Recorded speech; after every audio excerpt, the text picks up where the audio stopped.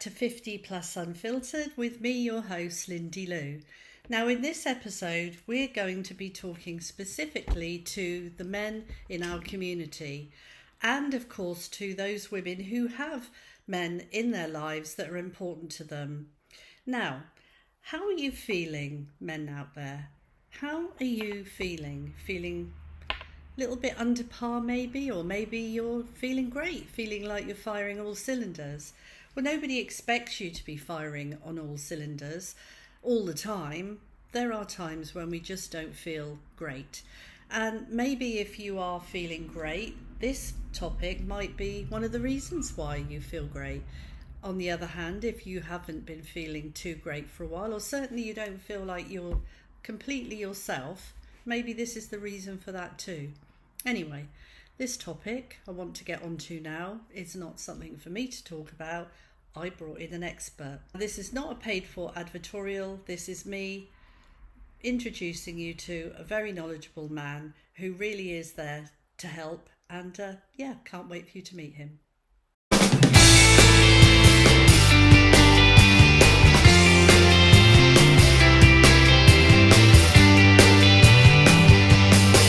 Dr. Rob, thank you so much for taking time today out of your busy clinic to join us.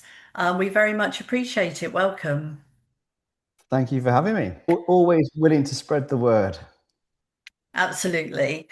So could you tell us a bit about your background and why you chose to use your expertise in such a specific and generous way by opening the Men's Health Clinic?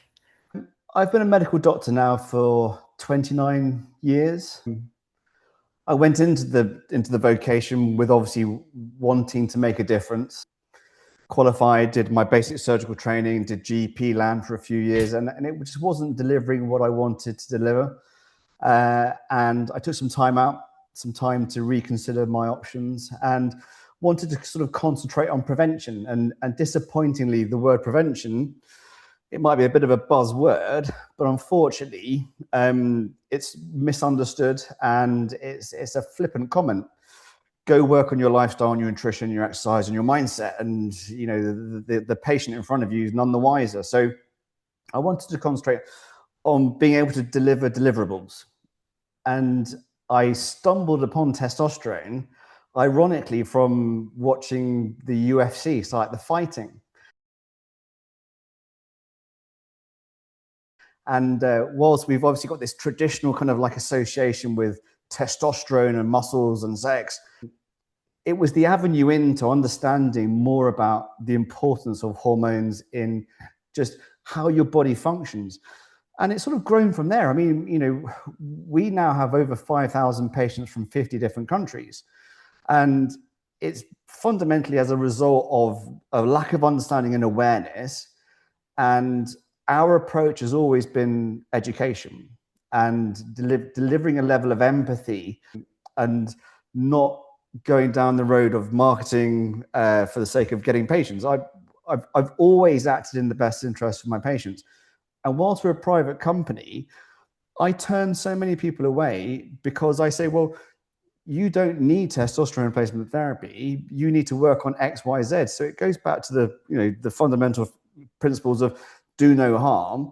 And that's why we're such a successful clinic, is because there's always integrity and the patient's best interest at the core of everything that we do. So testosterone, big topic, important topic, which is why we wanted to cover it today. So could you just briefly explain the role of testosterone in the male body? Well, yeah, interesting you say male, because obviously females need testosterone too. And I would start off by both sexes need it for its counterbalance to cortisol. So you'll know cortisol is your primary stress hormone. So we're all exposed to lots of physical and psychological stresses, and that primarily sparks, a part of the nervous system called the sympathetic nervous system, and also then your catabolic stress hormone called cortisol. And testosterone is the counterbalance to that. So it allows you to cope with stress. So from a psychological perspective, that's one element. From another element, testosterone has a relationship with some neurotransmitters. So it's dopamine, estradiol, serotonin, DHT, GABA. So there's complexities to this, but if you want a very simple answer, testosterone is necessary for growth and repair. So you're repairing from the day to prepare for the next day. And fundamentally, it's your anabolic hormone, but it's necessary for all physiological functions within the body. Well, I think just right there, I have learned so much, and I'm sure our viewers have too. Testosterone has a very different role to what we've all chosen to put it into that box. And so I think, wow, I've learned a lot. So we wanted to particularly obviously look at the issues that people might have around testosterone, and so let's look at low testosterone and what that means. And is this a common issue for men as they reach 50 and over? Yeah, absolutely. I mean, your testosterone levels will decline with age.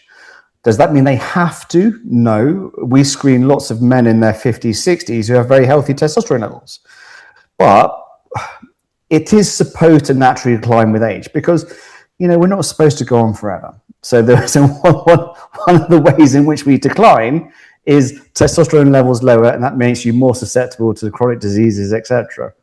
So add in the fact that we live in a very sick society, whether it's exposure to, excess psychological stress, whether it be a poor diet and lead to obesity, whether it be poor sleep from stress, the list goes on.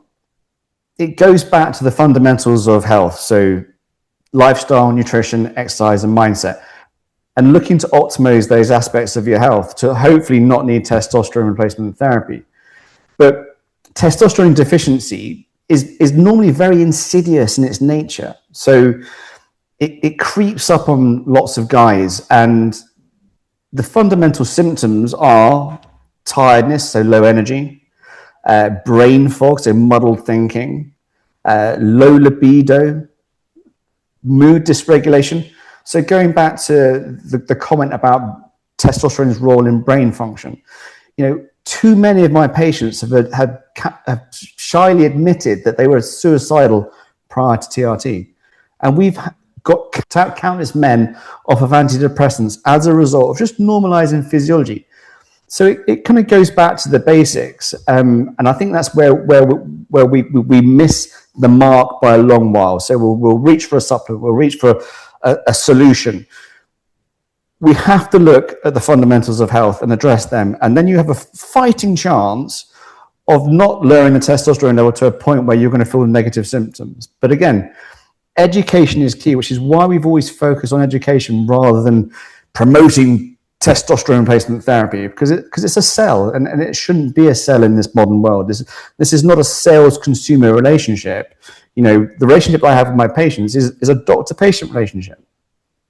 Education, it's clear that there's a lot of that required because there's a lot more to it than people ever imagine, and they're probably suffering a long time before they would do anything about it. And I'm actually quite intrigued to know whether, in your experience, men do sort of suffer in silence. Maybe they put it down to, well, I'm just getting older, or stress, or is there a lot of it to do with perhaps men maybe not being so open, a bit embarrassed about talking about symptoms, and also sort of maybe admitting it to someone that might be a stranger as such?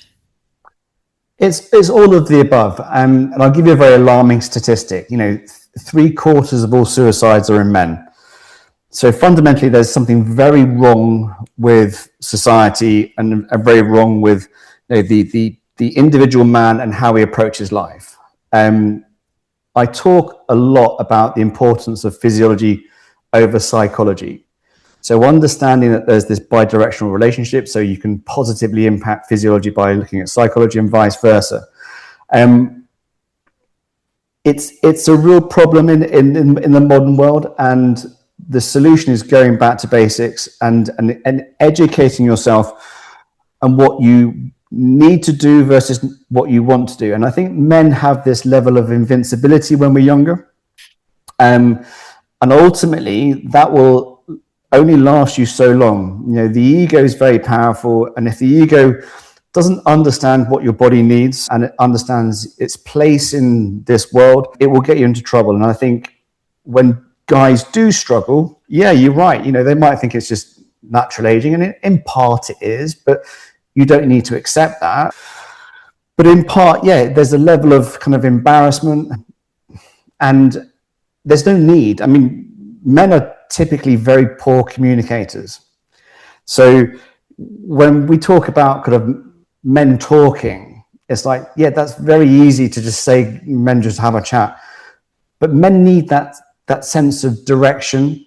And I think we do some like fireside chats, around our campfire with like a good ribeye steak. And it's just getting back to nature. And other examples are when you go on a hike, you've got direction, so there's purpose, which allows men to open up more than sitting in front of a therapist who just says, "Tell me about your childhood." You're not going to get the reaction that you want from the patient, because they're placed in an awkward position. This is an uncomfortable conversation to have, and they are put on the spot without any kind of reliable way of communicating what they feel, because we're men and we're pretty rubbish at that. The modern world, I think, asks a lot of men, that's for sure. And I think that the world has moved on a lot, and yet the feelings and the issues that men have are still sort of like the women, I suppose. They still come of old, even though the world's changed. And as I say, I do think there is, by the time our audience are 50 plus, so by that time, you've had to get on board with your career. You may have had children, you've been married, and there's just so much expected of the man in those roles. So yeah, I can understand why the way that you're approaching it in some of those ways is just not in front of a therapist. I can imagine why you get the best reaction and the best out of men in that scenario, really. I was just going to say, as men, we need to feed both the masculine and the feminine. At our core, we are masculine, but we have the feminine component, which comes really from estradiol. It allows us to be compassionate, understanding, and have empathy. It's a little bit yin-yangy from the perspective that obviously we're primarily masculine, but we need feminine. But there are situations where we need to be more feminine. That doesn't mean flouncy. It just means to have that level of empathy and understanding with somebody when you don't feel like having that level of empathy and understanding with somebody. So the modern stresses of the world and that need for cohesion and community and inclusiveness, it's all wonderful, but it doesn't feed a man's core drives in the way that it should do. And it's not that we don't want to do it. It's the fact that we have to understand that concept of yin yang and balance. And it's lost in a modern world when men are afraid to talk and men are having to be super nice all day long, when at our core, we're still the hunter-gatherer. Just, tell me where I need to go. I'll go hunt. I'll bring back the food. Bing, bang, bosh. Job done. Men, we're simple creatures, and we've got relatively simple needs, and there's complexities to the modern world and our place in that world. It goes back to Miyamoto Musashi. It's better to be a warrior in a garden than a gardener in a war. But even in this garden of civilization, we are still at our core the warrior, which is why we struggle so much with dealing with day-to-day life, as opposed to say, well, why aren't you happy? Well, why? It's because it is a challenge for men. I have delved in, as I've got older, I have delved in a bit more about the psychology, the psyche of men. And I think it's good for men and women to realise just how different we are. But that's because we each had our roles back in the day. They have got a bit blurred now, but those ways are still in each of us, and I think sometimes maybe women have gone too far into their masculine and expect men to be too far into their feminine, but that's a whole new conversation, of course.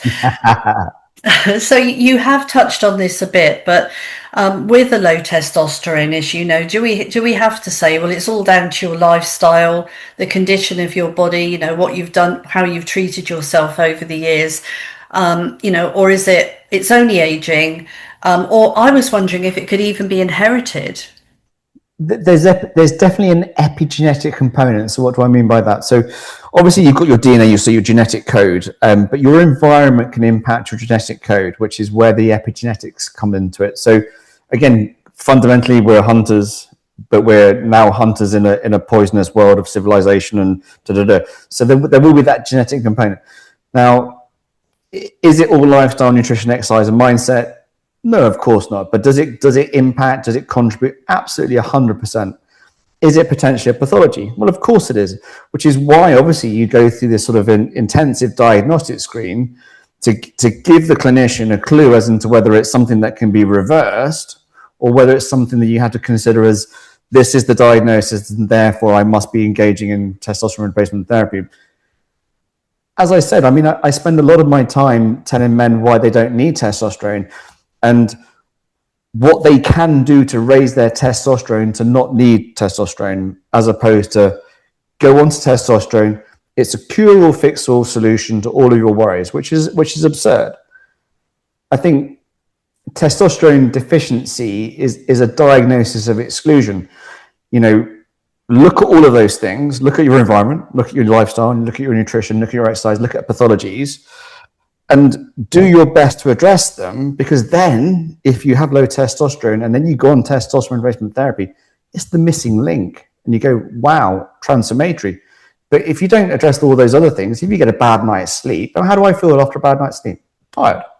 If I get lots of bad night's sleep, I feel very tired. So again, you have to address the patient as a person, and it has to be holistic. It's not always one thing. I think men especially, very tunnel visioned. We're very focused into addressing a problem, not realizing that actually everything is contributing to this problem, and you need to look at it more holistically.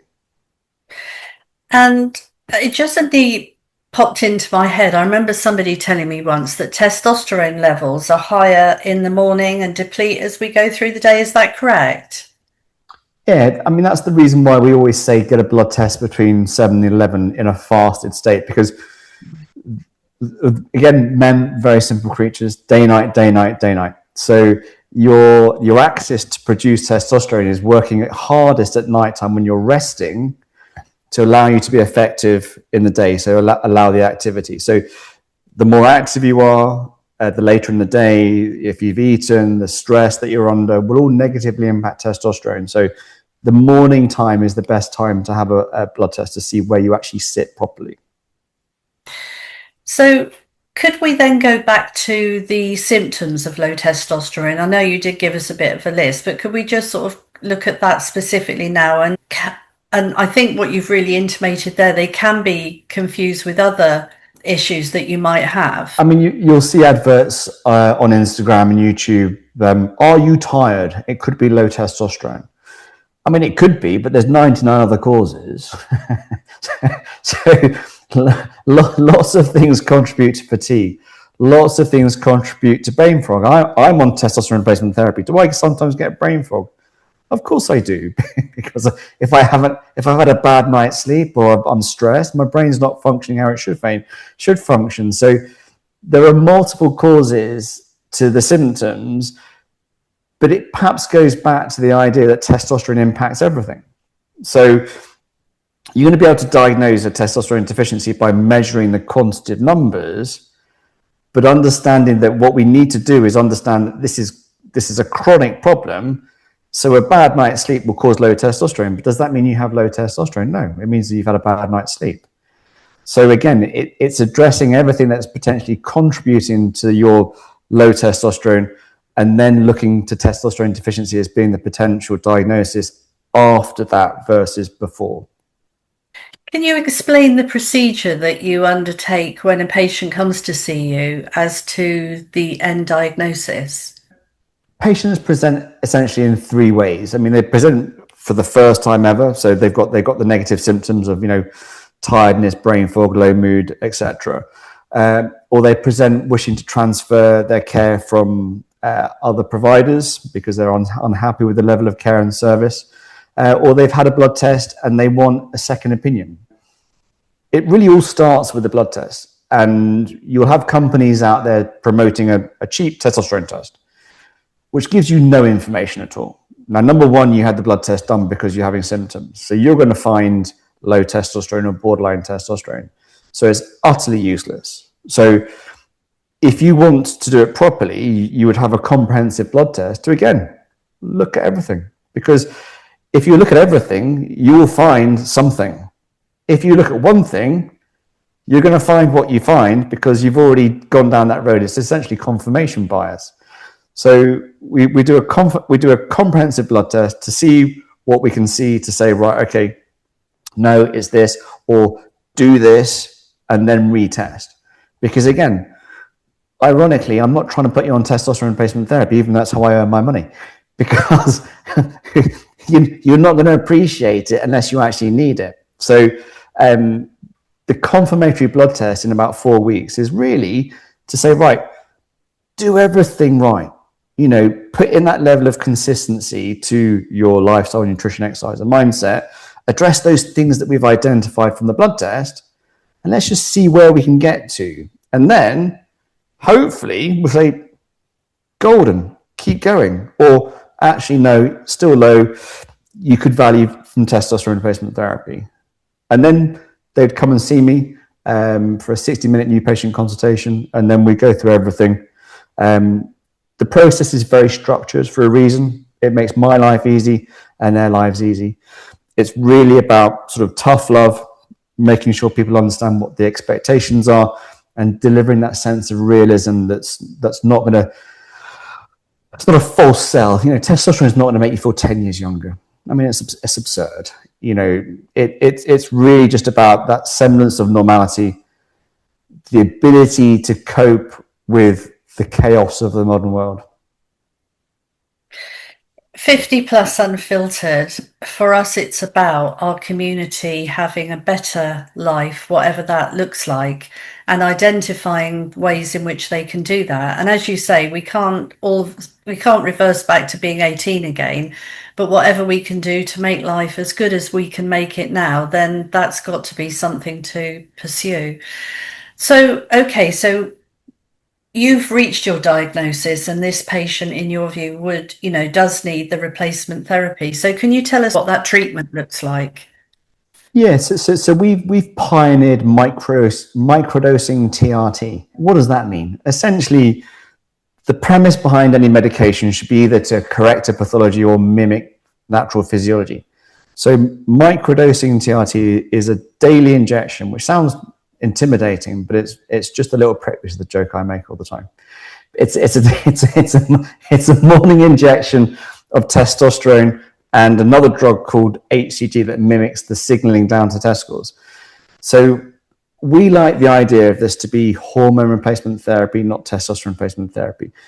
We are mimicking physiology as close as damn it to then allow everything else to work as effectively and as efficiently as possible.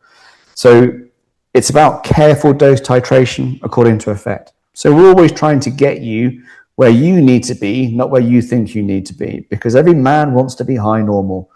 But unfortunately, that can actually lead to problems. And again, anything in excess is bad for you. So the idea of testosterone replacement therapy is to normalize your levels. If you put very plainly, it's like, number one, I want to reverse the negative symptoms, understanding that there's more to libido than just testosterone. But number two, perhaps more pertinent to your cohort of listeners, is then how to be the best version of myself. And fascinatingly, we get people in their late 80s contact clinic, and they say, I've heard about this testosterone replacement therapy. My son's on it, through your clinic. I want some of that. And it's like, so what are your expectations? Because you're 80, and it's like, well, your expectations should be the same. We shouldn't be discriminatory when it comes down to age. So he wants to also hike along Penny Fan, or he wants to still do all the things that he wants to do. Age shouldn't be a limiting factor. My dad's 91 and he still thinks he can do all. He does do actually all the things, and good, good on him, really. So this is a series of treatments. So this, like you say, the injections. Do people do those themselves at home? We'd have a very long line of people if we didn't. Yes. So I demonstrate technique at the new patient consultation. We get sent videos, and then they get sent away with 4 months worth of medication. So yeah, there's detailed instructions on how to do it. So it's something they self-administer when they wake up. It's no more arduous than brushing your teeth. So it takes me less than 2 minutes in the morning to do my injections. I don't even think about it because it's part of my daily routine. As much as I don't want to do an injection, I do because I know how it's going to make me feel. So again, there's sometimes that hesitation and resistance to doing something. But if the outcome's positive, surely your brain should be able to conceptualize that and say, well, actually, I'll do it. But the irony is lots of men with low testosterone, they're in this little purgatorial state, and they're procrastinating. And it's like, well, part of that procrastination is actually ironic. You've got low testosterone, but I can't hasten that kind of journey to like go, okay, I need to move forwards. So again, we have patients who have been following the clinic for like 3 years, and I have patients that go, listen, I should have done this years ago. And I go, no, you shouldn't have done it years ago because you weren't ready years ago. You've presented to the clinic at the exact time you needed to present to the clinic because you've now made that decision. If you'd have come in 2 years ago, you'd have not stuck with it. But now you go, right, I need to do this. And again, it goes back to the only moment that in time that's important. That's right now. I had visions in my mind then of a drive-by, drive-by stabbing. Yeah. you know, well, never say never. It's for the burger companies, maybe, I mean, I would imagine the answer to this is everyone's different, but the timelines in which men could, start to experience are different. I guess it's going to be different for everybody. Yeah, I mean, we start with obviously how the drug works. So it takes 2 weeks for the HCG to stabilize, and then it takes about 4 to 6 weeks for the testosterone. So that's, in theory, after 6 weeks, you're stable. But are you at the right dose? I mean, we're good, but we're not necessarily that good. So again, as you rightly said, there's an individualized approach because there needs to be. So your dose, not your dose, obviously, but another man's dose isn't going to be identical to mine because we have different physiology and genetics, etc. So we're always seeing incremental improvements, hopefully, when we do a blood test to get that person to that place of normality. That doesn't mean that they're going to feel great with normal testosterone levels because, again, we go back to the idea that it's not just testosterone. So if you're eating a bad diet, you are what you eat. So, you need to eat a healthy diet. So part of my role, outside of the obvious of dialing the testosterone levels in, is getting men to go, right, okay, well, yeah, perhaps I do need to live by 90-10, 80-20 principle of, healthy food, junk food. Perhaps I do need to do more exercise. Perhaps I do need to do ice baths. Perhaps I do. So again, I want to say shamanic. That's probably a bit delusional, but it's guiding and supporting them in again, cliched to be the best version of themselves. But I have the privilege of having 5,000 plus patients sat in front of me. So I can apply a level of objectivity to their subjective experience. So, whilst your symptoms may be very real and very raw to you, I've seen it all before. So what I'm trying to do is navigate the psyche to give them what they need to then them take the next step forwards. I think one of the best feelings when you're in front of a medical professional is to hear them say they've seen it all before, because then you almost relax and think, okay, I'm not the only one. So yes, I like your message there. And I think if we look at the overriding message here, what we're saying is that if you're diagnosed with low testosterone, there is most definitely something that can be done about it.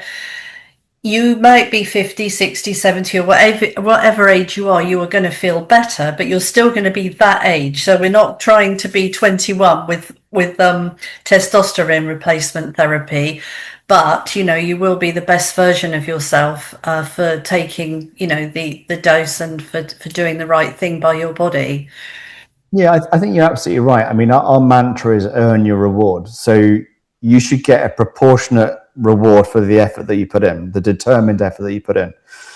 You can't wind back time, and I don't know if you'd want to. I mean, sometimes I think I wouldn't mind, but you are where you are because of your past experiences. Where you're off to is all down to you, and I think that's the wonder of life. And I think certainly from a male ego perspective, that invincibility of youth has long gone, but it allows you to be more considered and more aware of consciousness and self and your place in this universe. And today, it's fair to say we're all having to work longer. We're retiring later. It's so common, and you need to still have the best performance that you can have for the job. And that's another way of looking at it, I think, especially like you're saying with the brain fog, with the way that you feel physically. You've got to be doing that for longer. And for younger people now, they're going to be older and older before they can retire. So every man, obviously, every personality is different, whether you're a man or a woman. But I'm just looking at the 50 plus female viewers that might be watching this and thinking about their man, obviously. And I'm wondering, should they help them identify it and bring the subject up? Or do you find that I know it depends on the person, but it could be a bit of a touchy subject to maybe leave well alone for your man to decide that he wants to go and look at treatment? Whoa. How I to know best tackle the male psyche. Listen, it goes back to education, and it goes back to that level of personal responsibility and accountability that each person needs to take for themselves. Now, if you've got a partner in crime, hopefully you will see them as a partner in crime and not an antagonist. And I think one of the difficulties with low testosterone and one of the difficulties with perimenopause and menopause is that you perhaps see that partner in crime as an antagonist. So I think broaching the subject sometimes can be very difficult. We have obviously loads of guys that say, my missus said I go see the doc. And conversely, the same thing, we now do female HRT, and it's because our male patients were saying, can you please apply the same methodology to the female HRT model that you apply to the male HRT model? And I said, absolutely, but it's called the Men's Health Clinic. But we have, and it's been hugely successful. So it's very determinant on what your current relationship is with your partner. Is it supportive or is it antagonistic? And I think every individual has to come to their own conclusions, and I think the only way that you can really do that effectively universally is through education. Not saying you need to do that, or I think it's perhaps leaving an article on the bedside table. Just some subtleties that are lost when you want to effect a change immediately. Yeah, so watch this interview in front of them or by the side of them on the sofa. They're bound to be intrigued when they hear the word testosterone. So clearly the symptoms don't just happen overnight. This is a gradual progression. I'm just wondering if people would say to you that, I've really enjoyed the benefits. They've been subtle, but they've been really beneficial to me. Or have you ever heard people say, this has given me a new lease of life? Oh my word. Yeah, the latter. As I said, we've had patients that have been suicidal prior to TRT. We've got countless men off of antidepressants. The vast majority of our men are leading their best lives. And it comes down to that awareness that they're no longer invincible. They've accepted their vulnerability, and they've worked with it to go, right, okay, I don't want to go back there. I'm not going back there. What can I do to not go back there? And they fully appreciate the value of testosterone replacement therapy alongside the necessary support. And it's life changing for a lot of men. It's life saving for some. Some men don't get on with it. You know, it's disappointing because, again, I think it's that delivering realistic expectations. So if you've got something else going on that's got nothing to do with testosterone is not going to help you. I think it's almost like they're clutching for that magic bullet, and it's not that simple. Which is, again, earn your reward. It just gives you normal testosterone levels to allow you to put the work in to reap the reward. And what would the reward be if you didn't have to work hard for it? It would be utterly worthless. Yeah. We've just done a 100-kilometer walk along the Jurassic Coast for the Ultra Challenge, and we walked for 25 hours non-stop, and it was torturous in the nighttime. My glucose stores had gone. I hit a wall, but I would not stop. And I think testosterone's allowed me to do that.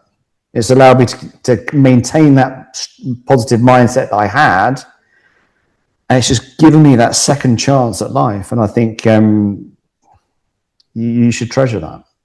Dr. Rob, we heard it here. Be the best man that you can be, whatever that man looks like for you and for your life and your family. And this has been absolutely enlightening. And I really have learnt a lot. And I know that our viewers will as well. So again, I cannot appreciate your time more. I know you've got a busy clinic, you've said as much, so it means a lot that you've taken time out to cover this subject with us. And thank you very much. Pleasure. Well, that chat with Dr. Rob is certainly something to think about. What a tragic thing to have to accept with the world, that so many men are committing suicide. I know us women talk more maybe than men do, but it's a sad, sad reflection of our times. And maybe with the issues that Dr. Rob has covered and some of the symptoms, maybe it resonates with you, or it resonates with your partner or somebody, a man in your life that you know. Why not, for the sake of a blood test, find out if that might be you, and it might be the reason why, maybe you are feeling under par, maybe you're tired all the time, maybe you've got that brain fog that he talked about, low libido, so many things really. Testosterone, doesn't it involve the function of our bodies in so many more ways than we thought really, or certainly what I thought. So I hope that you've enjoyed this episode. I've certainly enjoyed learning from Dr. Rob and what a lovely service he offers. So suffice to say, thank you so much for tuning in, and we'll see you in the next one. Bye.